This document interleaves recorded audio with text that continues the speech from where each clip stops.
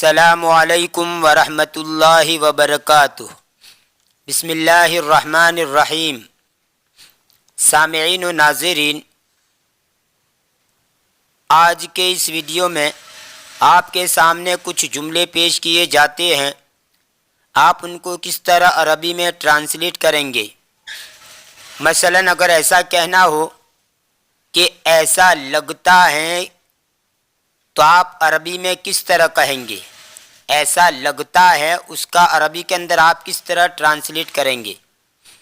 ایسے ہی اگر ایسا کہنا ہو کہ میں نہیں کر سکتا ہوں، یا ایک نمونے کے طور پر میں نہیں کر سکتا ہوں، ایسے ہی میں نہیں کھا سکتا ہوں، میں نہیں پی سکتا ہوں، میں نہیں اٹھا سکتا ہوں، تو اگر ایسا جملہ ہو تو آپ کس طرح عربی میں کہیں گے؟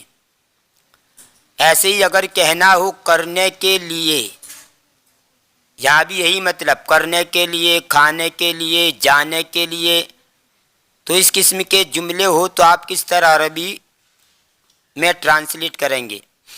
ایسے ہی اگر ایسا کہنا ہو کرنے کے بعد، کھانے کے بعد، لکھنے کے بعد، پڑھنے کے بعد، تو آپ کس طرح عربی میں کہیں گے؟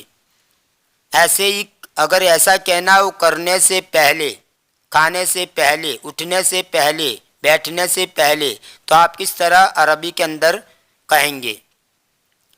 ایسے ہی اگر یہ ایسا کہنا ہو کہ مجھے کہاں ملے گا یا کہاں ملے گی، تو آپ کس طرح اس کو عربی کے اندر ٹرانسلیٹ کریں گے؟ میں کچھ ہی مثالیں پیش کرتا ہوں، آپ اسی پر قیاس کر کے دوسری مثالیں بنا سکتے ہیں۔ تو آئیے شروع کرتے ہیں۔ اگر یہ کہا جائے ایسا لگتا ہے کہ تو بیمار ہے، تو آپ کس طرح اس کو بنائیں گے؟ یبدو انک مریضن، یبدو انک مریضن۔ ویسے تو بدا یبدو بدون، اس کا معنی ہوتا ہے ظاہر ہونا، تو یبدو کا معنی ہوا ظاہر ہوتا ہے، تو لفظی ترجمہ تو یہ ہوگا یبدو انک مریضن، ظاہر ہوتا ہے کہ تو بیمار ہے۔ لیکن ہم اس طرح ترجمہ نہیں کریں گے، بلکہ یوں ترجمہ کریں گے ایسا لگتا ہے کہ تو بیمار ہے۔ ایسے ہی یبدو ان ھذا الابن لک، ایسا لگتا ہے کہ یہ بیٹا تیرا ہے۔ یبدو ان ھذا الرجل رفیقک لمصاحبتہ ایاک فی کل حین، ایسا لگتا ہے کہ یہ آدمی تیرا دوست ہے، اس کے ہر وقت تیرے ساتھ رہنے کی وجہ سے۔ یبدو ان ھذہ البنایۃ مدرسۃ لخروج الطلاب منہا، ایسا لگتا ہے کہ یہ تعمیر مدرسہ ہے، اس میں سے طلباء کے نکلنے کی وجہ سے۔ یبدو ان ھذا الولد عریف ھذا الفصل، ایسا لگتا ہے کہ یہ لڑکا اس کلاس کا مانیٹر ہے۔ آئیے دوسرا جملہ دیکھیے۔ اگر یوں کہنا ہو کہ میں نہیں کر سکتا ہوں، تو آپ کس طرح کہیں گے؟ جیسے میں یہ بھاری پتھر نہیں اٹھا سکتا ہوں، انا لا استطیع ان احمل ھذا الحجر الثقیل، میں یہ بھاری پتھر نہیں اٹھا سکتا ہوں۔ آپ ضمیریں بدلتے رہیں، تو یہ بھاری پتھر نہیں اٹھا سکتا ہے، تو آپ کہیں گے انت لا تستطیع ان تحمل ھذا الحجر الثقیل، ہم یہ بھاری پتھر نہیں اٹھا سکتے ہیں۔ نحن لا نستطیع ان نحمل ھذا الحجر الثقیل، تو جیسا جیسا صیغہ بدلیں گے اسی کے مطابق ترجمہ کیا جائے گا۔ اور اگر یہاں سے لا نکال دیں اور یوں کہا جائے انا استطیع ان احمل ھذا الحجر الثقیل، تو اب ترجمہ یہ ہوگا کہ میں یہ بھاری پتھر اٹھا سکتا ہوں۔ لا لگائیں گے تو منفی جملہ بنے گا، نیگیٹو سینٹنس بنے گا، اور اگر لا کو نکال دیں گے تو اس صورت کے اندر مثبت جملہ ہو جائے گا، پازیٹیو سینٹنس ہو جائے گا۔ انا لا استطیع ان اصعد علی ھذا الجبل، میں اس پہاڑ پر نہیں چڑھ سکتا.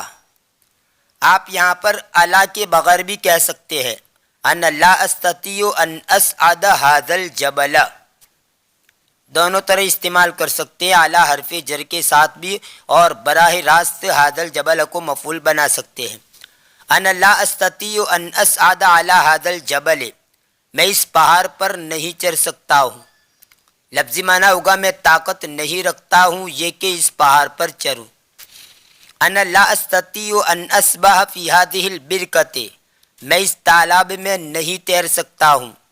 انا لا استطیع ان انزل من هذه الشجرۃ، میں اس درخت سے نہیں اتر سکتا ہوں. تیسرا جملہ، اگر ایسا کہنا ہو کرنے کے لیے تو آپ کس طرح کہیں گے؟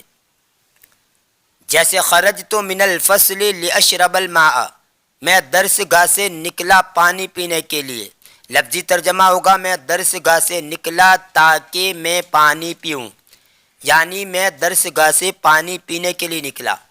ذهبت الى السوق لیشتری حوائج البیت، میں بازار کی طرف گیا گھر کی ضروریات کو خریدنے کے لیے. دخلت البیت لیقتل الحیۃ، میں گھر میں داخل ہوا سانپ کو مار ڈالنے کے لیے.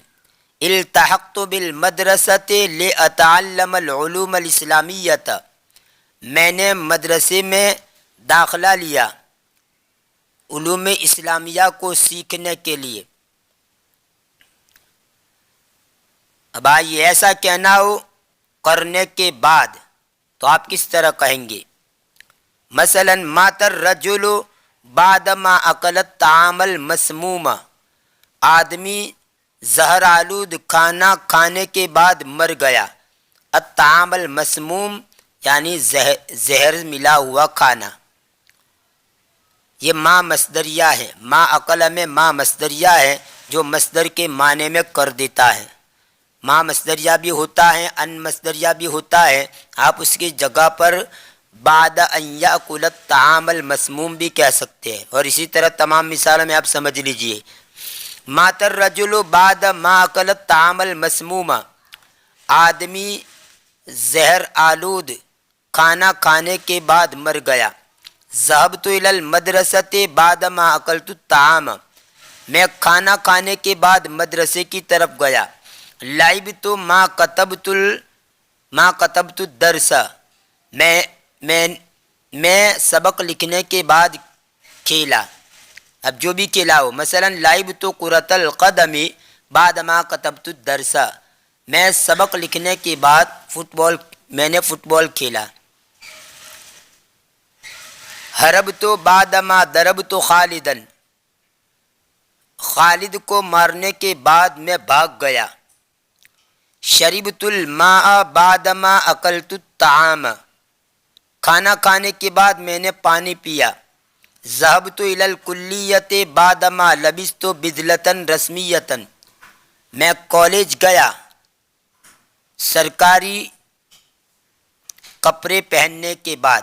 بدلة رسمیۃ جس کو ہم یونیفارم کہہ سکتے ہیں. نمت بعد ما قرأت الحزب، میں اوراد و وظائف پڑھنے کے بعد سو گیا. حزب کا ایک معنی جماعت کے بھی آتا ہے، گروہ کے بھی آتا ہے. فإن حزب اللہ هم الغالبون، لیکن یہاں پر حزب کا معنی ہوتا ہے اوراد و وظائف. جو کسی آدمی کے کوئی معمولات ہو، روزانہ پڑھنے کا جو معمول ہو، ان معمولات کو کہا جاتا ہے حزب.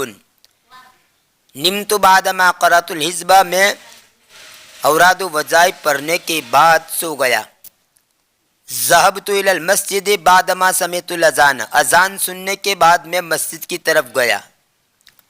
دخل المدرس الفصل بعد ما دخل الطلاب، استاد طلباء کے داخل ہونے کے بعد درس گاہ میں داخل ہوا.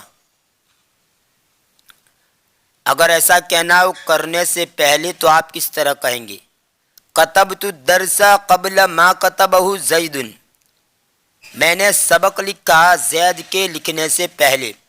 خرج المدرس من الفصل قبل ما خرج الطلاب، استاد طلباء کے نکلنے سے پہلے کلاس سے نکلے.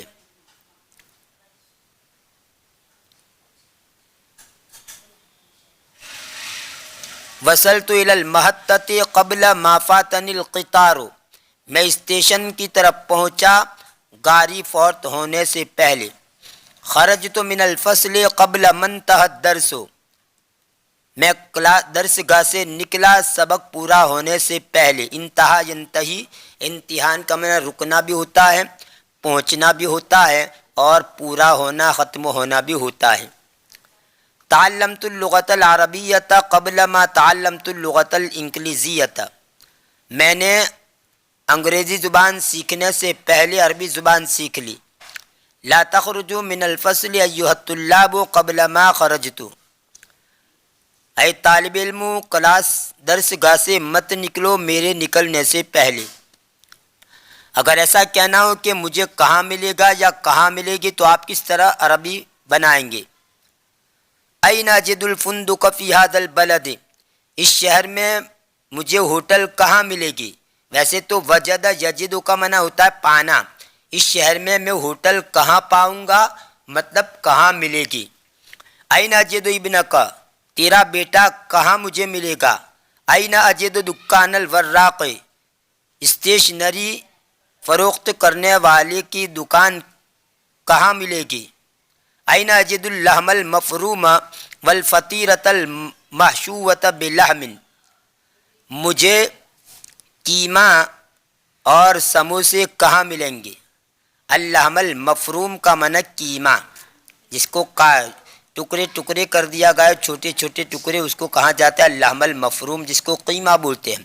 اور فطیرۃ کا معنی کچوری، اور اس کچوری کو جب بھر دیا جائے گوشت سے، محشوۃ کا معنی بھرا ہوا، بھری ہوئی کچوری، بلحم گوشت سے بھری ہوئی کچوری، جس کو ہم کہتے ہیں سموسا۔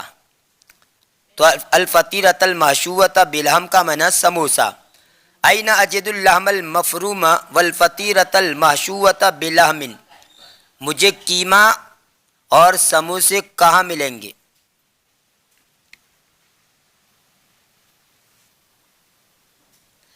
یہ چند مثالیں آپ کے سامنے پیش کی گئی، آپ اسی کے اوپر قیاس کر کے دوسری مثالیں سمجھ سکتے ہیں۔ میں ہمیشہ کہا کرتا ہوں کہ ہر زبان کے اندر تعبیرات کی بڑی اہمیت ہے کہ کس طرح تعبیرات استعمال کی جاتی ہے۔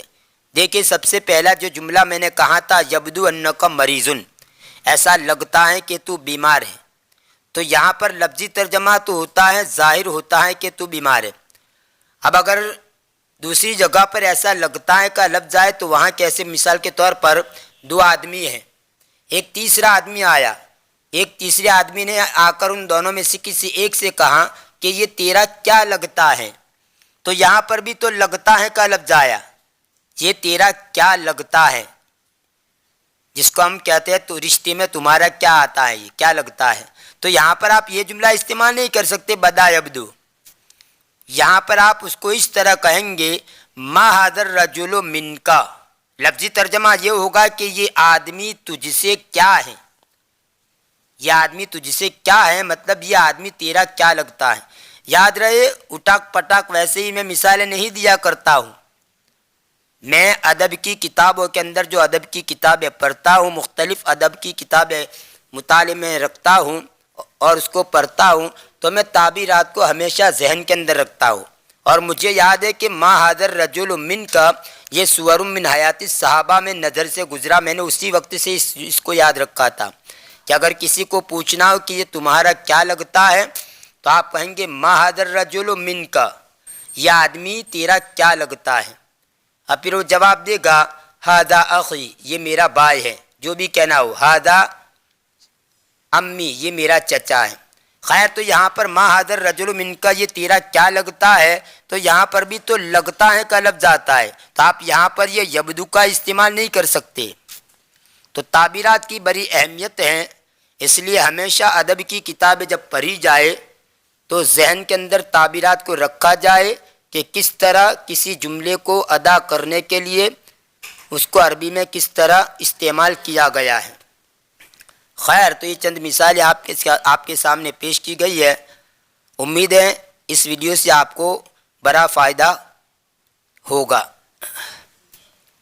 اگر ویڈیو پسند آیا ہو تو لائک کیجئے، زیادہ سے زیادہ شیئر کیجئے اور ہماری چینل کو سبسکرائب کر کے چینل سے جڑ جائیے، بیل آئیکن کو بھی ضرور پریس کیجئے۔ ملتے ہیں اگلے ویڈیو میں، دعا میں یاد رکھیے، فی امان اللہ، الی اللقاء۔